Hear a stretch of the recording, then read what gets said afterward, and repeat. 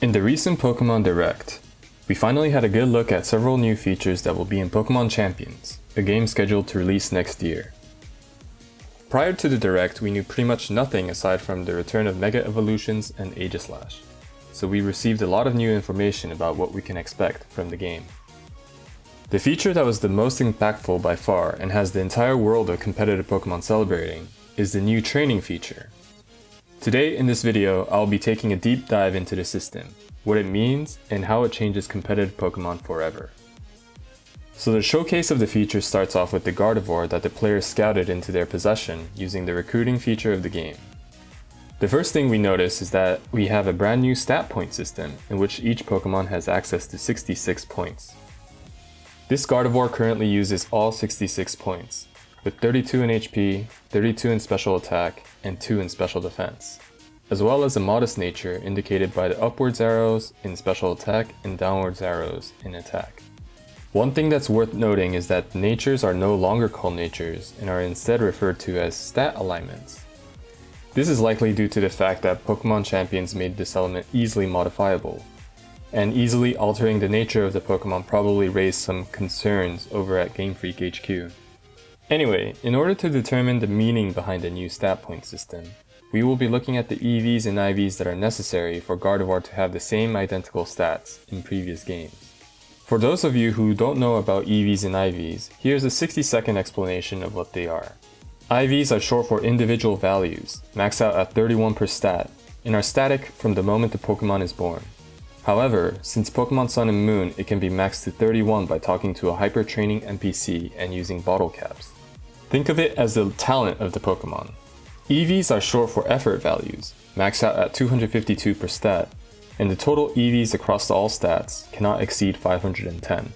All Pokemon start with 0 EVs, but EVs can be increased and decreased by various methods. EVs and IVs are both important as they both add points to the stat. IVs increase the stat by 0.5 for every point, and EVs increase the stat by 0.5 for every 4 points. And a stat will round down if it has an extra 0.5 points. Now that we have the basics of EVs and IVs out of the way, let's get back to the Gardevoir. Plugging the values into Pokemon Showdown, we see that the Gardevoir has 31 IVs in all stats, as well as the maximum 252 EVs in HP and special attack, as well as 12 in special defense. From this, we can deduce that the 32 points in HP and special attack is indicative of the 252 EVs in older games, and the 2 points in special defense represents 12 EVs. But why is the limit of the new stat system 32 points per stat? Why not keep it 252, like in the old games? To answer this question, we need to remember that EVs give 0.5 stats for every 4 EVs, and IVs give 0.5 for every IV. As such, at 252 EVs, the bonus given from EVs is 31.5, which is pretty close to the 32 value. But we also must remember that the 31 IVs is giving us 15.5 bonus stats as well, which means that the first 4 EVs, which add 0.5 to the stat, is enough to push it to the next integer threshold of 16. Therefore, the maximum bonus given to the stat through EVs is effectively 32, which is identical to the limit of the new stat point system introduced in Pokemon Champions. In other words, the stat point system is literally the amount of bonus stats that are given to the Pokemon through what used to be the EV system in older games. This is a good change as it greatly simplifies the frankly archaic system of EVs to make it a lot easier for newer players to comprehend. However, there is something wrong about the EV spread that we plugged into the Gardevoir to match the one in Pokemon Champions. If you look at the Pokemon Showdown screen, the number of remaining EVs is -6 and bolded in red, and that's because the total EVs that this Gardevoir has is 516, which is 6 over the 510 limit. In fact, because EVs are only viable in multiples of 4 and 510 isn't divisible by 4, there's only 508 EVs that are effective on a Pokemon. Basically, this Gardevoir in Pokemon Champions has 8 more effective EVs than the Gardevoirs in previous games, which is worth a whole entire stat. People who are familiar with the common EV spread of 252, 252, 4 also might have immediately noticed the increase of 8 EVs for the Gardevoir in Pokemon Champions. So if that's the case, does this mean that Pokemon in Pokemon Champions are going to be slightly stronger than in previous games? Why did it give us 66 stat points instead of 65, which should have limited the Gardevoir to the usual 252, 252, 4, like in previous games? The answer to this question lies in the first 4 EV points of a stat. Like I mentioned before, the first 4 EVs on a stat is enough to push the stat to the next integer threshold, thanks to the extra 0.5 from the IV bonus points. This has led some competitive players to reduce 8 EVs from a stat to put 4 EVs into 2 empty stats, which removes 1 point from this first stat, but gains 1 point in the 2 other stats, netting an extra stat point in total. One example of an EV spread of this nature is 252, 244, 444. When we insert that into the new stat point system, we will end up with 32, 31, 1, 1, 1, which adds up to 66. In other words, Pokemon that have invested in 5 different stats will not gain any stat benefits from the new stat point system, but Pokemon that have 3 will have an extra stat point available. It makes sense considering that Pokemon with 5 stats were netting an extra stat point with the EV system, so this pretty much just evened things out. Personally, this new stat point system is a fantastic change because it simplifies the stat system dramatically and removes sub-optimization mistakes that can come from the EV system. With EVs, if you don't distribute your EVs as an odd multiple of 4, you are effectively losing out on valuable EV points. This also has the added side effect of making investments into 3 or 5 stats the only viable option. If you invest in only 4 stats, you will end up with an extra 4 EV points that only have merit when put into a 5th empty stat. With the stat point system, not only is the optimization of points no longer a concern, it also becomes viable to invest in 4 stats, and in some rare cases, all 6 stats. This is also the first time that a Pokemon game displays these values directly to the player, despite being one of the most important fundamental aspects in competitive Pokemon. In previous games, the closest they got to this was a graph, with no numbers to indicate anything whatsoever.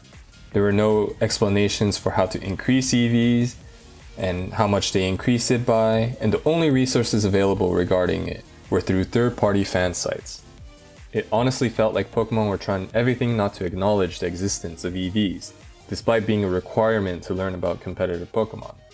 While keeping things under the hood was somewhat common for competitive video games in the 90s, this mentality was frankly unacceptable for a competitive game in 2025, so I'm glad that Pokemon Champions is rectifying this with the new training system. The biggest improvement to the training system aside from the swap to stat points is the speed in which stats are also able to be distributed.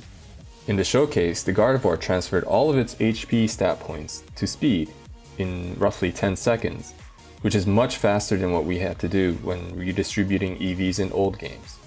In Pokemon Scarlet and Violet, we needed to gather different kinds of resources, carefully remove or completely reset the EVs on a Pokemon, and carefully re-add EVs to the desired stats, amounting to around 10 to 20 minutes depending on how many resources you needed to obtain to begin with. Note that this is the most recent games, where the system has already undergone several iterations of improvements from the past. The further back you go, the more arduous the task of EV training becomes, even reaching over an hour to fully EV train a Pokemon in the first games with the EV system.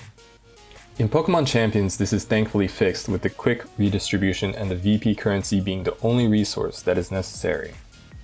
Setting EVs to the side, I am personally a fan of how Pokemon Champions handled the IV system as well. IVs, like I mentioned earlier, is the innate talent value of the Pokemon, and in previous games it has a value between 0 and 31 for each stat. However, Pokemon Champions seems to have scrapped the concept completely and gave all Pokemon max 31s across the board, or in other words, perfect Pokemon. Pokemon's IV system has long been an infamous element in the competitive scene, as it requires grinding for perfection that is random for every Pokemon. It is one of the primary reasons for people hacking or genning Pokemon by using external tools to generate perfect Pokemon into the game with the desired IVs. While the new bottle cap system in later games let players perfect the Pokemon's IVs after obtaining them, it still required time and effort, as well as lacking the ability to reduce the Pokemon's IVs to 0. Maximizing all IVs by default and making them unmodifiable simplifies the stat system and also reduces a lot of headaches. The EV and IV system being replaced by this new training system is a very good step in the right direction, as it lowers the barrier to entry significantly and removes a lot of negative aspects that the old system has had.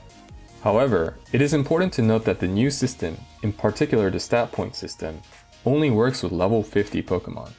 When the Pokemon is level 100, the EVs raise the stats of a Pokemon by 127, which is way more than 66.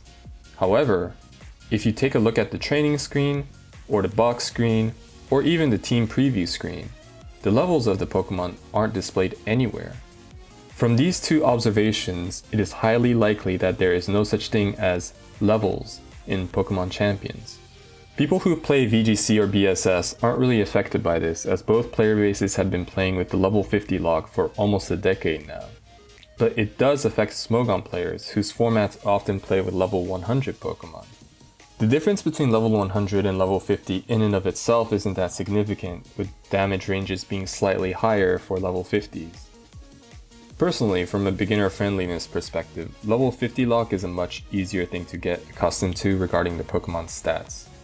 With the levels being locked at level 50 and IVs being maxed out, the stat is going to be equal to the base stat plus 20 plus the stat points, or 75 plus stat points in the case of HP.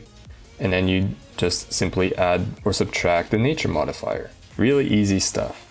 So anyway, I'm a fan of the removal of levels. Trimming the excess fat to make competitive Pokemon even more accessible to a wider audience is something that I will always welcome. Pokemon Champions also makes the game more accessible by changing the way they teach moves to a Pokemon. Previously, you had to level up, evolve, use TMs, or go to certain NPCs to teach your Pokemon your desired moves. But now, it can all be done by selecting it from a list. Here, we see a Gardevoir change its Expanding Force to Psychic. But I want you to see how in-depth the move descriptions are in this game compared to the old games. Expanding Force explicitly states the 50% damage modifier in Psychic terrain, and Psychic tells you that the chances for the special defense drop is 10%. There's no fluff, it's straight to the point, and there's no ambiguity. This is another great step in the right direction for newcomers to learn more about competitive Pokemon. Another aspect regarding moves that I'm personally fond of is the removal of PP maxing. In previous Pokemon games, players had the option to increase the move's PP by 60% using a PP max. It is especially relevant for moves that only have 5 PP, as it increased the number to 8, and these moves tend to be very good. The most notable example of this is recovery moves. Simply lowering the number of times it can be used from 8 to 5 greatly limits defensive Pokemon. With the influx of new players that are expected to come with Pokemon Champions, I think it's a good thing to limit more defensive Pokemon and create faster gameplay to keep them interested in the game. The final element in the training screen is the ability, which seems to be easily modifiable as the other things that we covered already, and everything is done through the VP currency. We can see that it costs 2 VP for each stat point, 100 VP for every move, 200 VP for a new stat alignment, and 400 VP to change the ability of the Pokemon.